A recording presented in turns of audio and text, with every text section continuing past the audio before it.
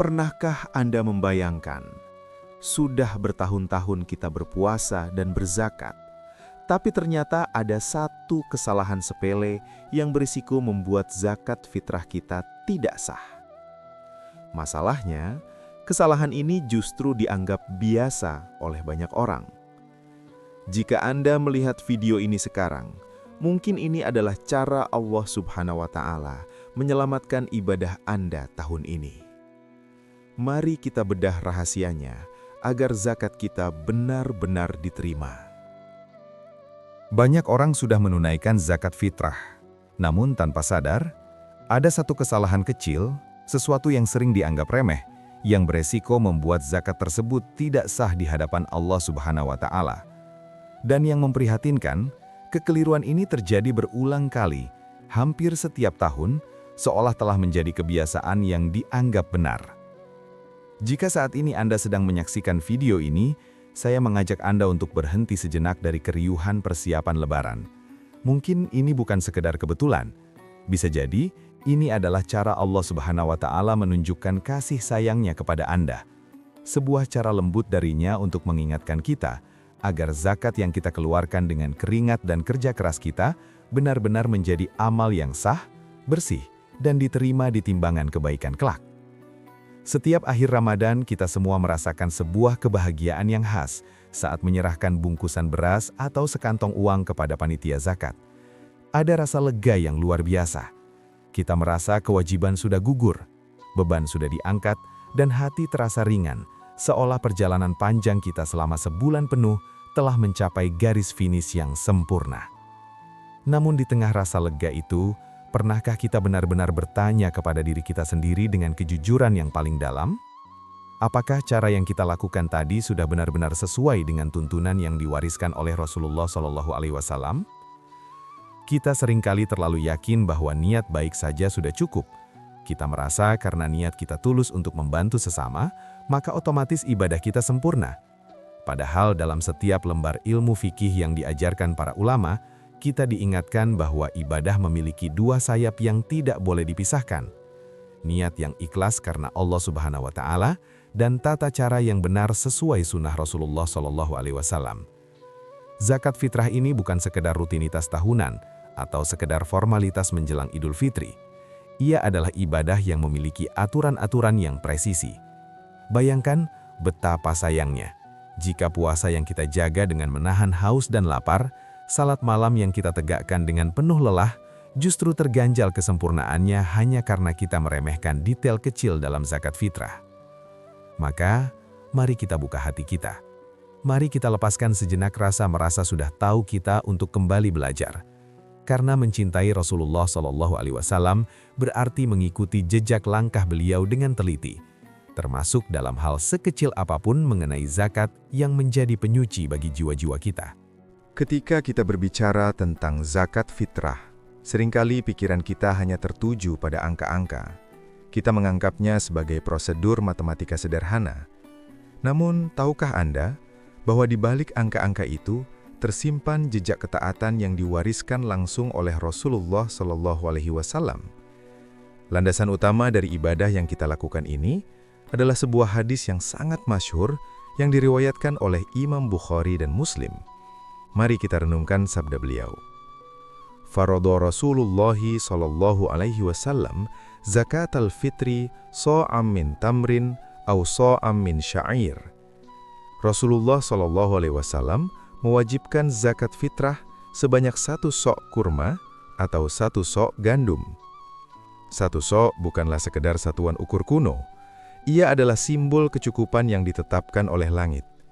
Dalam mazhab Syafi'i, yang menjadi pegangan mayoritas kita di tanah air, 1 sok makanan pokok dikonversikan menjadi sekitar 2,5 hingga 2,7 kg beras. Namun, disinilah keindahan ilmu fikih bekerja. Para ulama kita dengan penuh rasa kasih sayang dan sifat ihtiyat atau kehati-hatian, seringkali memberikan nasihat yang sangat mendalam. Mereka menyarankan agar kita menggenapkan menjadi 3 kilogram. Mungkin di antara kita ada yang bertanya, mengapa harus dilebihkan? Ketahuilah, kelebihan itu bukan untuk memberatkan kita, melainkan untuk menjaga keselamatan ibadah kita. Timbangan di pasar mungkin bisa meleset, takaran kita di rumah mungkin tidak presisi, atau ada kotoran kecil di dalam beras yang ikut tertimbang. Dengan menggenapkannya menjadi 3 kg, kita sedang membangun benteng perlindungan agar zakat yang kita serahkan tidak kurang sebutir pun dari batas minimal yang ditetapkan oleh Rasulullah SAW. Disinilah kita diajak untuk jujur pada diri sendiri. Seringkali untuk urusan dunia, untuk urusan dagang, atau saat kita berbelanja, kita begitu teliti menghitung setiap gramnya. Kita tidak ingin rugi meski hanya sedikit. Lantas, bagaimanakah dengan urusan akhirat kita?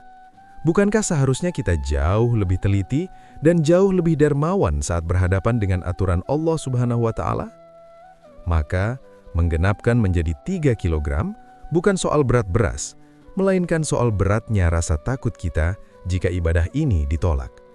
Ia adalah wujud ketulusan bahwa kita tidak ingin memberikan yang pas-pasan kepada Allah Subhanahu wa Ta'ala. Kita ingin memberikan yang terbaik, yang paling aman, dan yang paling menenangkan jiwa.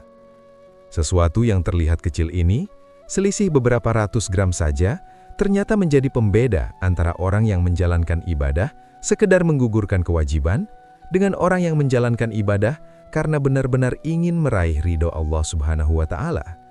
Karena kita tahu, di hari kiamat kelak, sekecil apapun amal akan diperlihatkan, dan sekecil apapun kekurangan dalam rukun ibadah akan menjadi penyesalan yang tak bertepi. Kita hidup di zaman yang bergerak begitu cepat. Segalanya dituntut untuk praktis, serba instan dan mudah. Begitu pula dalam urusan ibadah. Hari ini banyak di antara kita yang memilih menunaikan zakat fitrah dalam bentuk uang. Alasannya beragam.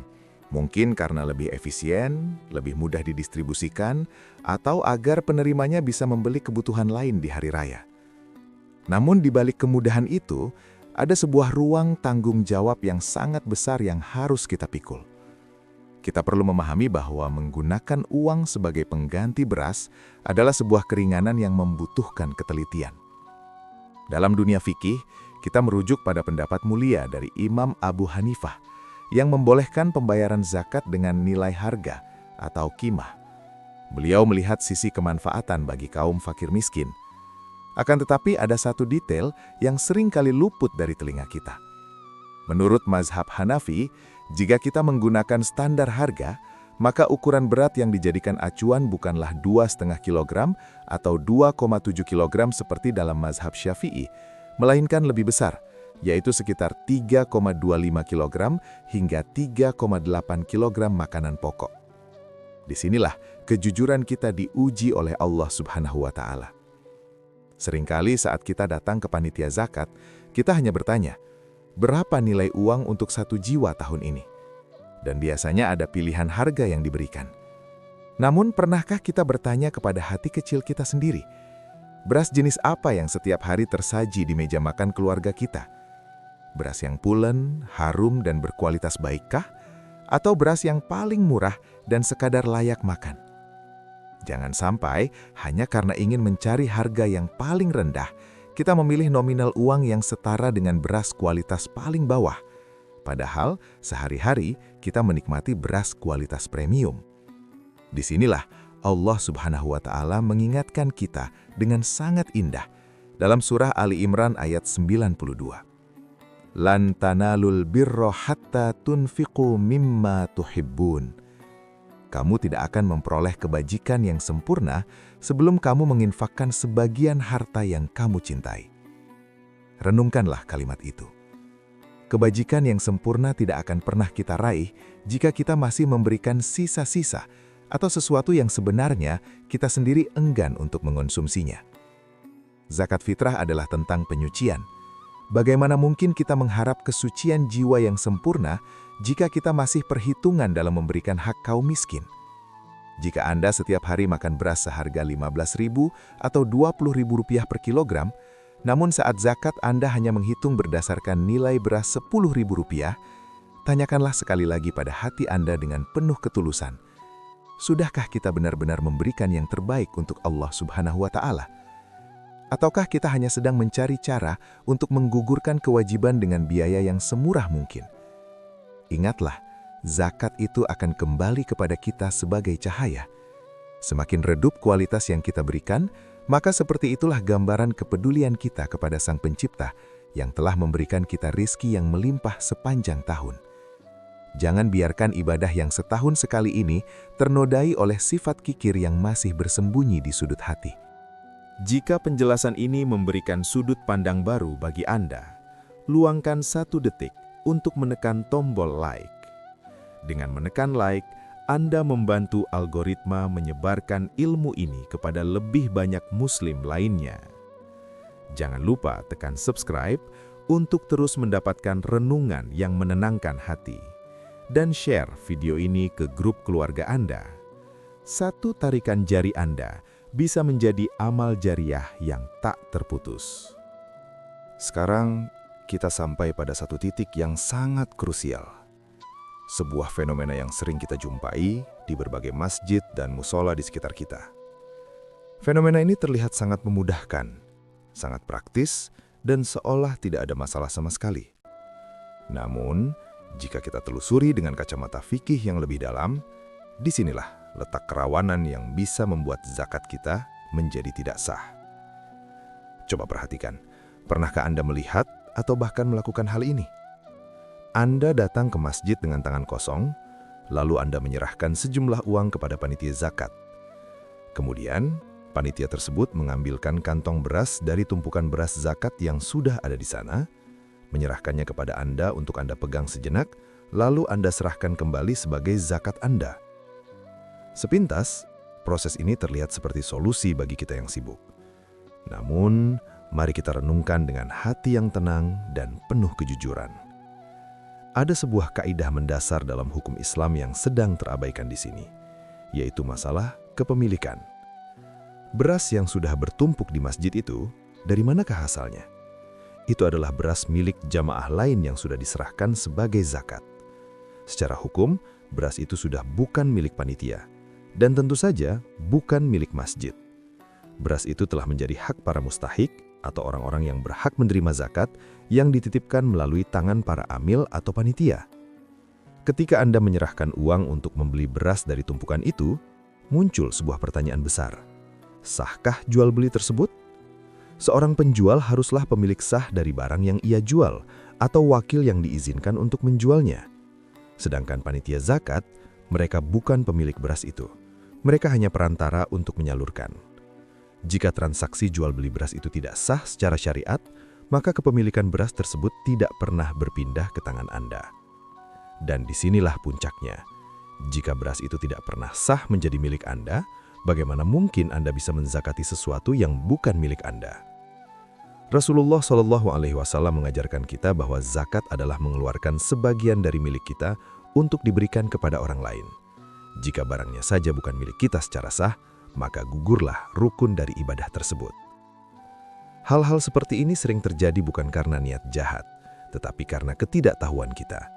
Kita seringkali lebih mendahulukan yang penting praktis daripada apakah ini sudah benar. Padahal, ibadah zakat adalah penutup dari rangkaian puasa kita. Ia adalah penyuci dari segala noda kata-kata yang sia-sia dan perilaku buruk selama Ramadan. Sangat disayangkan jika ibadah yang semestinya menjadi penyempurna ini justru menjadi masalah hanya karena kita kurang teliti dalam prosesnya. Lantas, bagaimana cara yang benar dan aman agar hati kita tenang? Cara yang paling utama adalah dengan membawa beras dari rumah atau membelinya di warung dan pasar di mana kepemilikannya jelas. Jika masjid ingin memudahkan jamaah, maka panitia seharusnya menyediakan stand khusus yang terpisah di mana mereka menjual beras yang memang diniatkan untuk dagang, bukan diambil dari tumpukan zakat yang sudah terkumpul. Setelah beras itu sah Anda beli, sah Anda miliki, barulah Anda niatkan dan serahkan sebagai zakat fitrah kepada amil. Langkah ini mungkin terasa sedikit lebih repot. Anda harus menenteng beras atau meluangkan waktu lebih untuk memastikan transaksi Anda benar. Namun, bukankah setiap peluh dan langkah kaki dalam memastikan kebenaran ibadah adalah pahala di sisi Allah Subhanahu wa Ta'ala?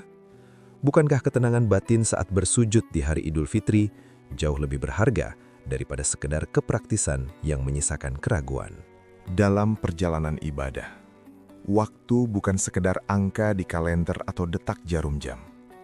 Waktu adalah saksi ketaatan kita. Seringkali dalam hiruk-pikuk persiapan menyambut hari kemenangan, kita terjebak dalam kebiasaan menunda-nunda. Kita merasa bahwa selama Idul Fitri belum tiba, maka pintu zakat masih terbuka lebar. Namun, tahukah Anda bahwa di balik kelonggaran yang diberikan, ada batas-batas yang sangat sakral yang telah ditetapkan oleh syariat? Allah Subhanahu wa Ta'ala melalui lisan mulia Rasulullah Shallallahu Alaihi Wasallam telah memberikan garis yang sangat jelas. Perhatikanlah sabda beliau yang menjadi pengingat bagi setiap jiwa yang rindu akan diterimanya amal.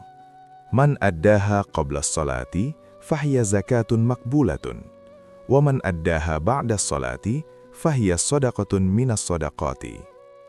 Barang siapa yang menunaikannya sebelum sholat, maka itu adalah zakat yang diterima. Dan barang siapa yang menunaikannya setelah sholat, maka itu hanyalah sedekah biasa. Renungkanlah makna sedekah biasa dalam hadis tersebut. Kalimat ini adalah sebuah peringatan halus, namun sangat mendalam. Betapa ruginya seseorang yang telah berniat zakat, telah menyiapkan hartanya, namun karena kelalaiannya menunda waktu hingga khotib naik ke mimbar, maka gugurlah status zakat fitrah dari amalnya. Kewajibannya mungkin gugur sebagai hutang kepada fakir miskin, namun ia kehilangan keutamaan besar sebagai penyuci puasa yang hanya ada 1 kali dalam setahun. Zakat fitrah memiliki waktu wajib, yaitu sejak tenggelamnya matahari di akhir bulan Ramadan, saat gema takbir mulai berkumandang membelah langit. Inilah momen puncak di mana bumi dan langit menjadi saksi penyerahan ketaatan kita. Memang, para ulama memberikan kelonggaran dalam waktu jawas, yaitu sejak awal Ramadan. Kelonggaran ini adalah rahmat dari Allah Subhanahu wa Ta'ala, agar kita tidak terburu-buru, agar kita memiliki waktu untuk mencari kualitas beras terbaik, dan agar panitia zakat memiliki waktu untuk menyalurkannya tepat waktu kepada mereka yang membutuhkan. Namun, godaan terbesar seringkali datang dalam bentuk rasa santai. Kita menunggu hingga malam takbiran, saat suasana masjid sudah sangat ramai dan kacau, atau bahkan menunda hingga pagi hari sebelum berangkat ke lapangan sholat. Di tengah ketergesaan itu, mungkinkah hati kita bisa hadir dengan khusyuk? Mungkinkah kita sempat memeriksa kembali apakah niat kita sudah benar? Jangan biarkan ibadah yang begitu mulia ini berada di ujung tanduk. Jangan menunda hingga menit-menit terakhir yang penuh risiko. Menunaikan zakat lebih awal adalah bentuk penghormatan kita kepada para penerimanya. Dengan begitu mereka memiliki waktu untuk mengolah beras tersebut, sehingga saat pagi Idul Fitri tiba, tidak ada lagi perut yang lapar di antara saudara-saudara kita. Mari, kita jadikan waktu sebagai cara kita memuliakan perintah Allah Subhanahu wa Ta'ala. Menunaikan zakat tepat pada waktunya bukan hanya soal menggugurkan kewajiban, tetapi soal menjaga martabat ibadah kita agar tetap utuh, sempurna, dan benar-benar menjadi zakat yang diterima. Sahabat-sahabatku yang dimuliakan oleh Allah Subhanahu wa Ta'ala, sampailah kita di penghujung renungan kita hari ini. Segala hal yang kita bahas tadi, mulai dari takaran yang harus presisi, kualitas beras yang harus terbaik, hingga ketelitian dalam cara membeli dan waktu membayar, semuanya bermuara pada satu tujuan besar, yaitu kejujuran kita di hadapan Sang Khalik.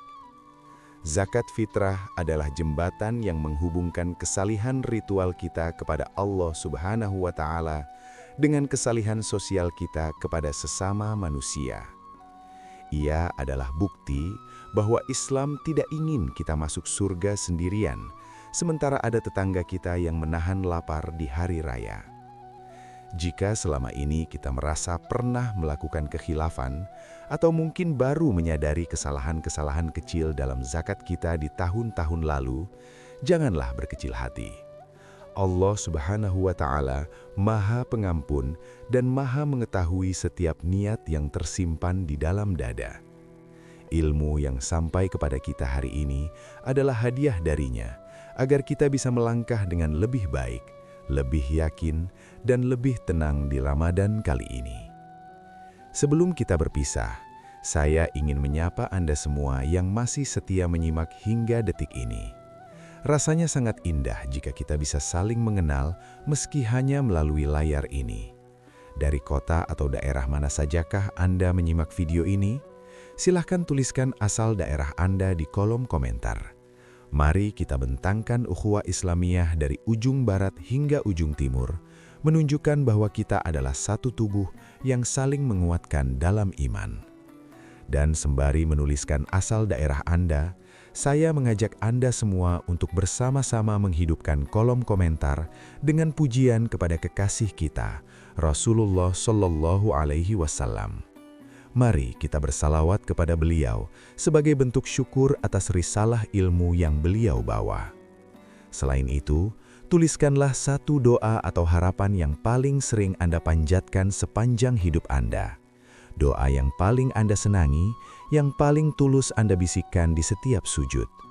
Mari kita jadikan kolom komentar ini sebagai taman doa. Siapa tahu, di antara ratusan orang yang membaca komentar Anda, ada lisan yang tulus mengaminkannya, dan pada saat itulah pintu langit terbuka bagi doa Anda. Semoga Allah Subhanahu wa Ta'ala menerima setiap butir beras yang kita keluarkan, memberkahi setiap rupiah yang kita zakatkan, dan mencatat kita semua sebagai hamba-hamba yang kembali fitrah di hari kemenangan nanti. Terima kasih telah menemani perjalanan batin ini. Jika Anda merasa video ini bermanfaat, jangan lupa untuk menekan tombol like, subscribe, dan bagikan kepada orang-orang tercinta sebagai bentuk dakwah sederhana kita hari ini. Sampai jumpa di renungan selanjutnya. Semoga Allah Subhanahu wa Ta'ala senantiasa menjaga hati kita dalam ketaatan. Wassalamualaikum warahmatullahi wabarakatuh.